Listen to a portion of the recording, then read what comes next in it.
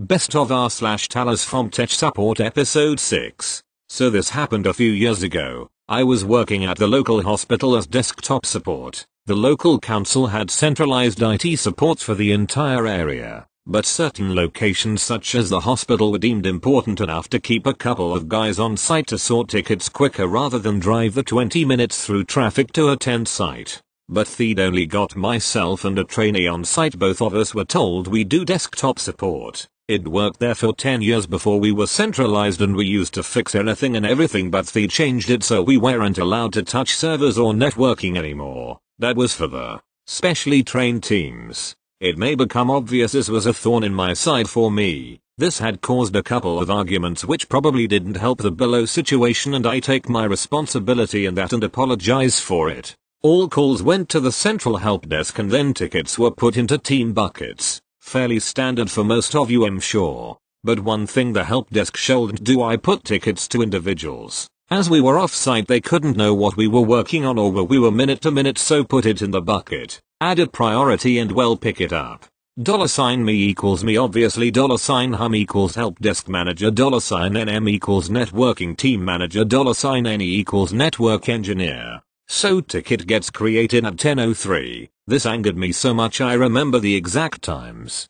One of the wards had lost access to shared areas, hosted apps and services, internet etc. And one of the two printers as well. One normal printer had stopped working. Wireless label printer for bloods labels still worked. These all went down at the same time. At 10:07. 4 minutes later, I finished the ticket I'd been working on and checked the bucket. See the ticket. Straight away put a note of the ticket stating that all hardwired devices losing network connection at the same time, but the wireless still worked. Must be an issue on the switch, clearly not a device issue. Wireless ran off completely. Separate switches with separate backbone fiber. Were not allowed to touch switches. Please send a networking engineer to site to inspect. Note added: I noticed it was a standard low priority issue, so I put the priority up to high. An entire ward without access to electronic patient record system is a bit of an issue after all, and logged it to the networking team. Trainee and I then leave site for a team meeting at the council building. Not everyone, just EUDT, end user device team. This takes about an hour or so. Normal weekly catch-up meeting.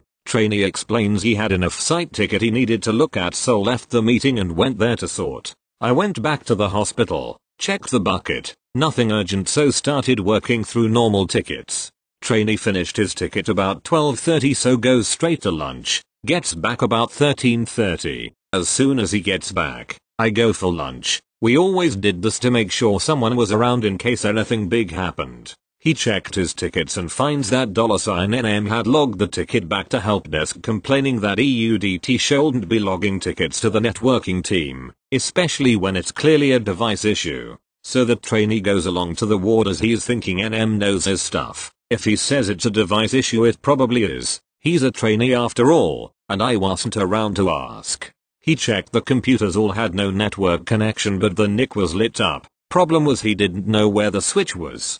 So I get back from lunch at 14:30. Trainee shows me the ticket. I flip my lid, call help desk and ask for hum. What do you want? My name, ME. Why was ticket number assigned to trainee? It's clearly a network issue, and we're not allowed to touch the switches. And also, why was it put directly to him and no the bucket? Checks ticket. NM says it's a device issue and he knows better than you when it comes to networking, so just sort it. And if it's not here there, it's easier than sending someone up to you to tell us it's a device issue. You'd already commented on it, so I put it to him instead. ME. I'm telling you it's not a device issue. Think about it for a second. Multiple devices on one switch goes down all at once. And that's a device issue, is it? Go and inspect it at least. I haven't got time for you and NM arguing again. I go up to the ward. Yep, everything wired is down. Check the switch. It's up but the uplink is down. And before you ask, no, there wasn't a backup connection. I call the help desk and explain what I found. They begrudgingly agree to get Nee to come up. Now Nee and I got along great, occasionally went for a few beers after work, so that was fine. I was looking forward to seeing him. He didn't show up. I figure he must have gone straight to the ward. It hit 1700 hours and I'm done for the day, so on my way out, and who do I pass in the hall? Nee. He's waiting at the reception desk waiting for Hum and NM to show up and show him where the switch is. Yep, he didn't know either. So I ignore that. The management I sit there and show Nee where the switch is. He checked it and reckons maybe it's the SFP or the fiber, but he hasn't got the right spare SFP. NM and Hum have finally arrived and berate him for not waiting for them at reception. He apologizes and explains. I try to say, why not just unplug the 6 things on this switch and take it to the DC and plug it straight in there to test the fiber, as Nee and I both knew if the SFP had failed it probably would have been noticed because they tend to flap up and down as they're on the way out. Not always but often. NM is having none of it. NM, you don't know what you're talking about, it's the SFP. So Nee goes back to the council building, 45-minute round trip, to pick up the spares. While he's gone, both Hum and NM decide to direct the blame at me. NM, you know, if you'd bothered to come up earlier and let us know, we could have had this fixed by now. Hum, yep, you know, you shouldn't log tickets to the other teams. Me, hang on, I gave you all the info you needed and you, NM, said it wasn't a networking problem. NM, it didn't look like it at first. Had we know the uplink was down. Me, you didn't need to. I start explaining again, multiple devices at the same time, rinse and repeat. NM then just walks out to get a coffee. Hum, NM knows better, why are you bothering to argue? Before I can answer, Nee returns and changes the SFP. Still no luck, so we go to the data center and change the SFP on the other end. Still nothing. Hum manager didn't join us in the DC, instead he joined NM in the canteen for a coffee. So we quickly unplug the switch and take it to the DC. Everything works fine. Finally we know it's the fiber. But why? We go and explain this to NM and Hum and I decide I'm done here and leave Nee to explain it to the idiots. Turns out some roofing work had been going on above the DC, and they were using blowtorches to melt the bitumen flat roof, and had burned straight through the fiber that was just under the surface. It was an old building after all. Wow, made it even better. The next day Nee calls me and explains Hum had a call that morning, around 9 o'clock, to tell them some roofing work above the DC would be going on, and Hum had discussed it with NM, who had stated outright that nothing important could possibly be affected, so it was fine to go ahead. All in all, an entire ward full of patients had no access to anything other than the mobile blood label printer from 10 o'clock until 19:30, when a temporary fiber had been run for the switch. 9.5 hours. Because of those 2 fools. But don't worry, because they know better. I only lasted another 3 months after that before I quit and went elsewhere. I hear NM got sacked about a year later for incompetence, and Hum was made redundant after help desk was outsourced. I really don't feel sorry for either of them.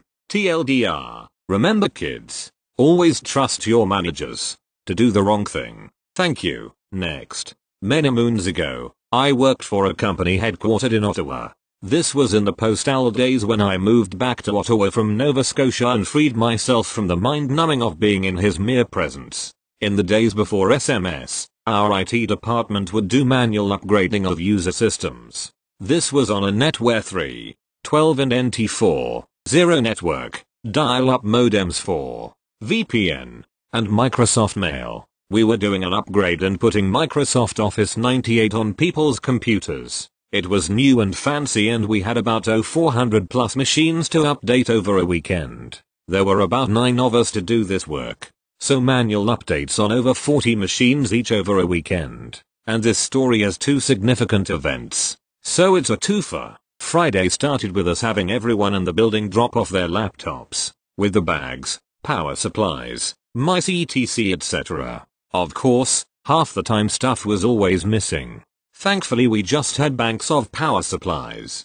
We kitted out the executive conference room, and piled in with stacks of bags to process. Because I had particular skill in dealing with problem children machines, I maintained the machines were afraid of me. I still do. I would get the ones where the upgrade wouldn't work. So while I had updates running on one machine, I would work out what was wrong with the next. So our first issue was a machine that nothing wanted to install on. A sales guy, it turned out, had installed a load of software on the company machine for his kids. The offending software, Barbie software, took me several long tedious hours to get this machine working. We could have imaged it. This was in the sysprep/ghost days, but this was a main sales guy and had lots of stuff on his system that was needed. That one was set aside for a special return where I informed him that if I found or heard of any non-licensed software on his corporate asset again, there would be severe consequences. Done with the shios. Okay. We continued through the weekend drinking copious amounts of coffee, eating a lot of pizza and other takeaway and taking the occasional power nap under the conference table. Cobb Friday till opening Monday. We did complete the work though, and only Barbie Man's PC was the real nightmare in the bunch, hence his special return. But the second issue was the invisible laptop. We had a sales guy who I had emailed repeatedly to get his machine in. No reply, no reply. The weekend upgrade came and went and my messages were getting much more terse. Finally, I went to the admin, now called a PA, for the group he worked in. I look at her and ask, where is user X? We've been after him for weeks to get his upgrade. He was not answering any emails, no PC present, nothing. She looked at me and advised, he left last year, on her watch. At this point, my inner drill sergeant came out and I started tearing into her. Why was a termination not filed? Who didn't do their job? Why was IT not told? Promptly went to the IT manager and raised all holy hell about it. I was pretty ropeable. Did a security audit. He was actively logging into the system and accessing tender documents. He had left, gone to work for a competitor, and when no one terminated him, just said nothing and kept accessing our systems. Apparently HR was still paying him too. So here you are. Sleazerbag sales guy goes to competitor, uses our own tenders to screw with us and to just undercut us. His accounts were summarily cut off at the knees and our lawyers got involved. Everything after that, I never heard any detail again. I certainly hope they roasted his ass. That admin stayed around, but learned a hell of a lesson and always processed terminations as they happened after that. Thank you. Next. First post on this sub. Worked in state government IT at a time when they were freaking out over the Y2K crunch and took this support call. My time there has convinced me that to this day a single cell amoeba could get hired in state government and it would take an act of Congress to be fired. Woman said that her computer was stuck on a blue screen and wasn't working. Since blue screen meant something significant, my questions were about what she saw on the blue screen. She indicated some white text and started reading it, of course reading each code letter by letter as if I was deciphering some secret message as she read. You know what I mean. 0x008b. I interrupted her and explained this was not uncommon and asked if this is the first time it happened. She replied that this was the first time and that it was taking a really long time to go away. Now I'm curious and I ask, how long? She replied, 3 days. She was surprised that I was surprised and that changed her tone. I told her, just reach down and hold the power button a few seconds until the PC turns off and then turn it on again. Almost before I could finish the line she adamantly, rudely and loudly states, they told me to never turn IT off like that. I could only muster up, Mom, I am they and him telling you to turn off your computer. She did. It worked. One of many of my work and state government stories. Thank you. Next. So this is the first time telling this story after several years after leaving the company I was working for at the time. I still get a little cringy thinking about it. Years ago I used to work tier 3 tech support for our regional ISP. We were the last rung on a customer facing level before escalating to an area affecting issue. So that means we saw everything from billing, phone, video and high speed data. We did it all. In this role we spent several weeks in training to learn the various technology that we supported, and after that the new people, like me, when they were put on the call center floor would typically be put near the team leaders, so if they would hear a rep starting to get into the weeds with a customer they could attempt to jump in quickly. I had just wrapped up a call with another customer and I was typing in notes to update an account when I saw another rep walking up to the team leader pin. This guy, let's call him Ben, is normally a pretty energetic and upbeat guy and a pretty big gym rat, so pretty tall and muscular. Comes over with a look of panic on like I have never seen on anyone like that at work, and it's enough to pique my interest. So Ben in a meekly voice says, "Hey guys, I need help with a customer call about a phone issue. Is anyone free to help me?" There were several leads there at the time and all working on juggling different day-to-day operations problems and kind of off in their own little worlds.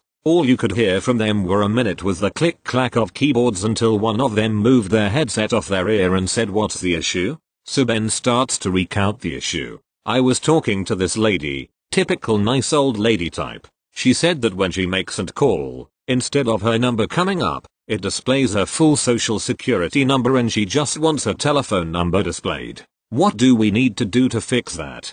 By the time Ben got done talking, all of the leads had stopped typing, turned around, and you could hear a pin drop. All jaws had dropped as they realized the severity of the situation. It took a few seconds, but their hearts stared again, and then they got to work. Someone went to talk to the customer to reassure her that we would work to get this corrected as quickly as possible, while others talked about how to technically fix the issue. The thing is that our system was obviously not set up to do that in any fashion. Someone would have had to manually go in and deliberately put that information into our telephone database and manually put in that information for her name. They said, "Well, obviously we need to tell our boss about this and the call center director. Who else do we need to tell?" I chimed in because I had just gotten out of training and threw out the name of the head of security in the legal team. They kind of looked at me inquisitively, and so I backed it up by saying, "If this lady decides to peruse this legally, she is going to end up owning the company, as this is a huge breach of her personal information."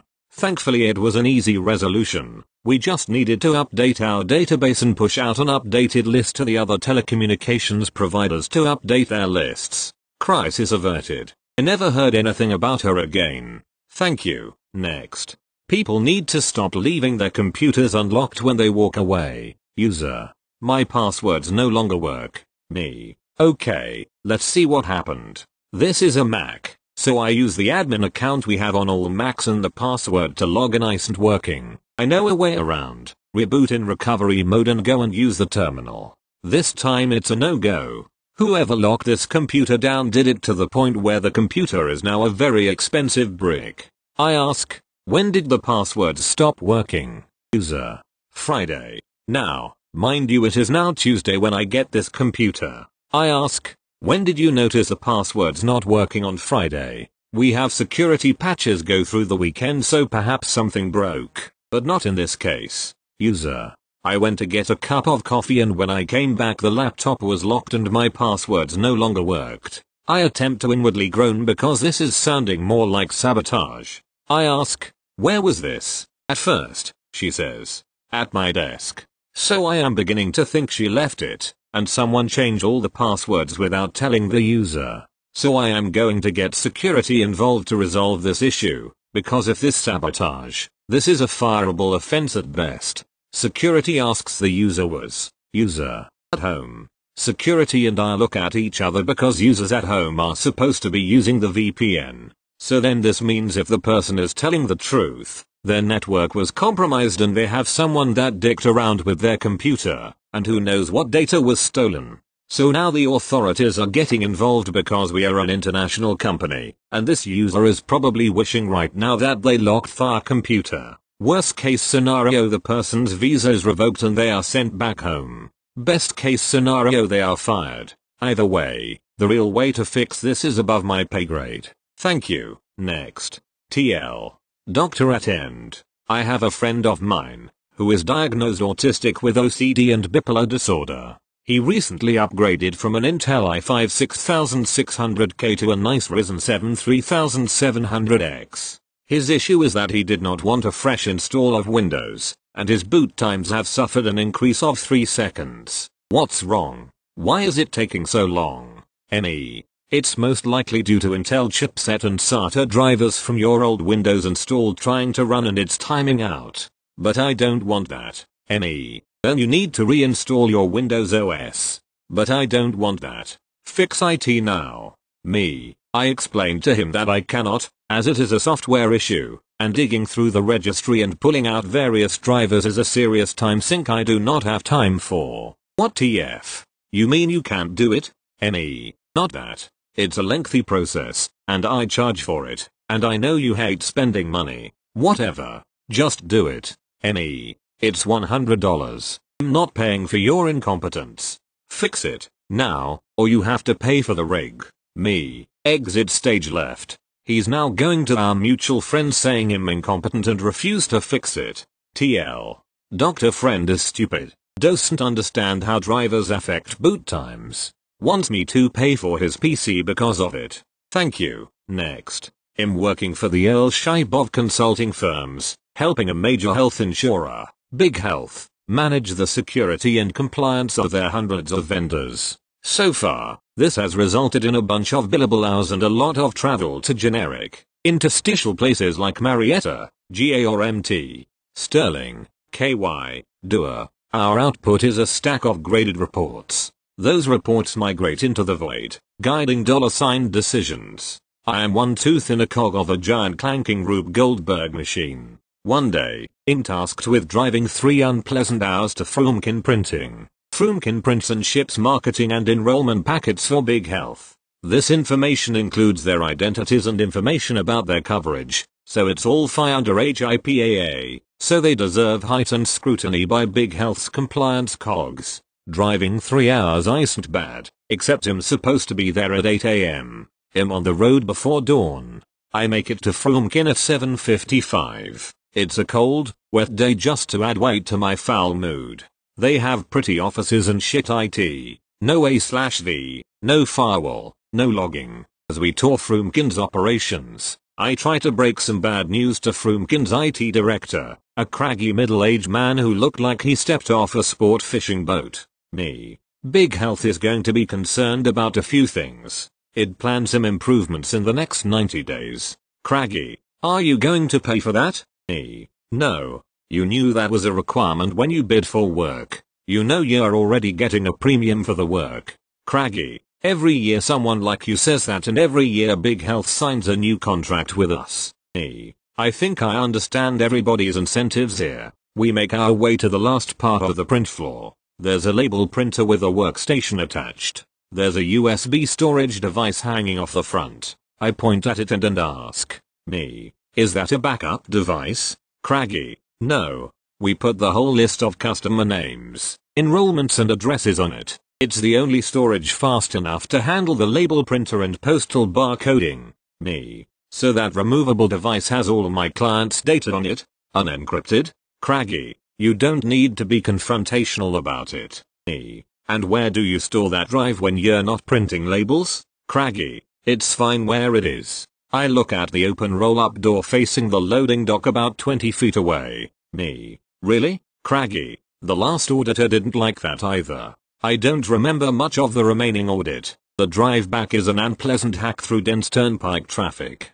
I stop at a chain restaurant for a snack and an opportunity to take a conference call in the parking lot with some Big Health people for a status meeting. It's a typical call. 5 minutes of small talk until the quorum/important persona to join the call. 23 minutes of statusy things with some budget/timing passive-aggressive blabberstorming on both sides. A nitpick about reminding the field assessors about giving useful in-person feedback so we can show upwards trend lines for the next quarter. I'm checked out of this meeting in this day. I remember when I did litigation, we jokingly divided the labor force into the document review and document generation categories. It'd read the emails of middle management staff and remark on the endless status reports passing back and forth while discussing lunch plans, new cars and home improvements. Looked like a nice life in the document generation side. I realize that I've found a somewhat more skilled but equally futile role here and I'll let it wash over me. I drop an oversourced tidbit of fried product on my pants. Damn it. I let out a curse. Client compliance drone number 2. Did someone say something about the year-over-year trend line? I hear someone start a career limiting rant on the phone. Rant, if you actually want the trend lines to go up, you can fudge the numbers or you can give the vendors some incentive. Right now they're not afraid of you. I'm agreeing with this person. Oh, I am that person. I just realized that I'm the one talking. There's silence for a long time. Client director. Interesting observation. Have you cleared this with your management? Me. No. I just noticed that some of your vendors take a go-ahead, make me approach to securing your data. If it requires money or effort, fear not doing it. My boss. Well, we can handle that at the director stand-up. The call ends. I feel a weight off my shoulders. I'm expecting the next call or email will be an appointment with HR. I toss my phone into the passenger footwell and sing along with the radio. When I park at my house, I see there's an email from my boss. Subject: Big Health Compliance Project Phase 4. Well, client director agrees with you. You are to select 5 companies with sub 3 scores and inform them of their removal from the vendor pool. The caps and monitoring are limited to 2 billable hours each. Next time you want to propose a new program, run it past me first. Well, it seems I'm a hatchet man. To be continued.